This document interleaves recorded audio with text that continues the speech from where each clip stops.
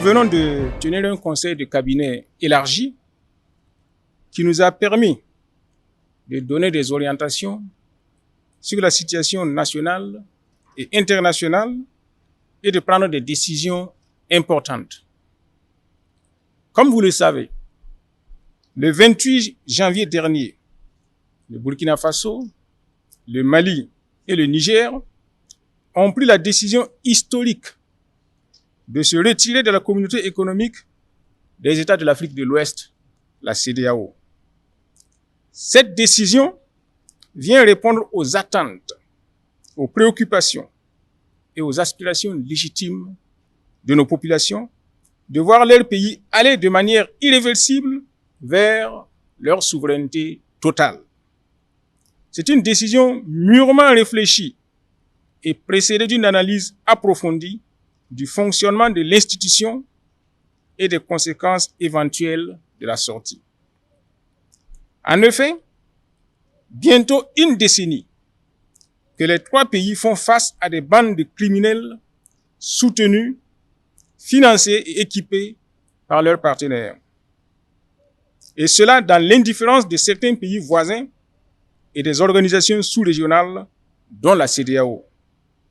Cette situation nous a conduit à porter sur les fonds baptismaux, le 16 septembre 2023, l'Alliance des États du Sahel, AES.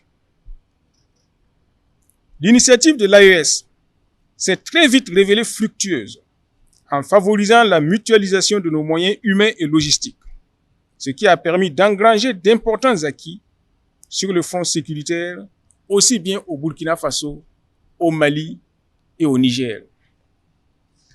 À sa création en 1975, la CEDEAO portait de grands espoirs en se donnant pour mission première de promouvoir la coopération et l'intégration dans la perspective d'une union économique véritable de l'Afrique de l'Ouest. Elle avait pour vocation d'élever le niveau de vie de ses peuples, de maintenir et d'accroître la stabilité économique, de renforcer les relations entre les États membres et de contribuer au progrès et au développement des pays d'Afrique de l'Ouest. Malheureusement, après 49 ans de fonctionnement, nous constatons avec regret et amertume que la CEDEAO a dévié de sa mission et s'est radicalement éloignée des idéaux de ses pères fondateurs et du panafricanisme. Je reprends.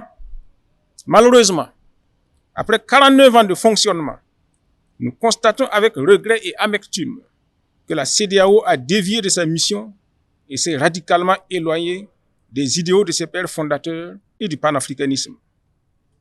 En outre, l'organisation communautaire n'a pas réussi à bâtir cette CEDEAO des peuples, tant espérée par nos populations.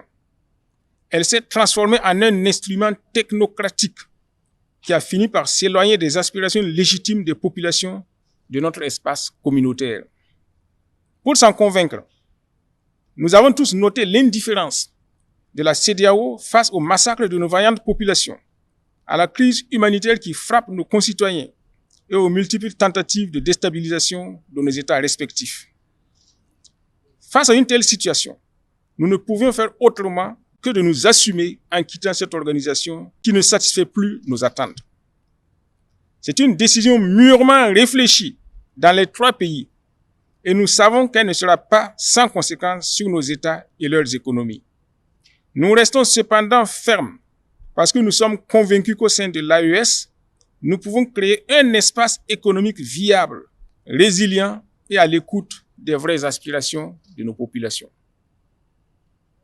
L'AES, c'est aujourd'hui l'alliance des peuples du Sahel, mus par le désir souverain d'être maîtres de leur destin pour la construction d'un espace sahélien de paix, de sécurité, de stabilité et de développement partagé pour tous.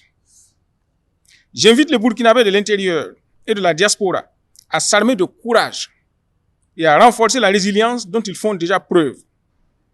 Aucun sacrifice n'est de trop quand il s'agit véritablement de notre souveraineté et de notre liberté. À l'endroit des pays voisins et des autres nations, je voudrais indiquer que le Burkina Faso reste attaché à la préservation des liens d'amitié et de fraternité que nous avons su bâtir depuis des années. J'invite l'ensemble des Burkinabés à rester mobilisés et engagés, à renforcer la veille citoyenne, à rester déterminés et vigilants face aux velléités d'arrêt de la dynamique enclenchée. Je lance instamment un appel à tous nos concitoyens à faire confiance aux autorités de la transition et à se départir de toute manipulation ourdie dans des officines secrètes dans le seul but de semer la confusion. Nous sommes totalement engagés dans la lutte et nous sommes confiants de notre victoire prochaine. La patrie ou la mort, nous vaincrons.